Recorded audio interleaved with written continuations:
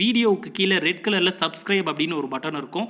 அதை இப்போவே கிளிக் பண்ணிவிட்டு பக்கத்துலேயே ஒரு பெல் பட்டன் ஒன்று வரும். அந்த பெல் பட்டனும் அழுத்தி வச்சிங்கன்னா நம்ம சேனலில் போகிற வீடியோக்குள்ளே தொடர்ந்து பார்க்கலாம். நம்ம சேனலில் ஆல்ரெடி நிறைய யூஸ்ஃபுல்லான வீடியோ போட்டிருக்கோம். அதை பார்க்கணும்னு நினைக்கிறவங்க அந்த சேனல் பேரை கிளிக் பண்ணி உள்ளே போனீங்கன்னா நம்ம போட்டிருக்கிற வீடியோவெல்லாம் இருக்கும், பாருங்கள்.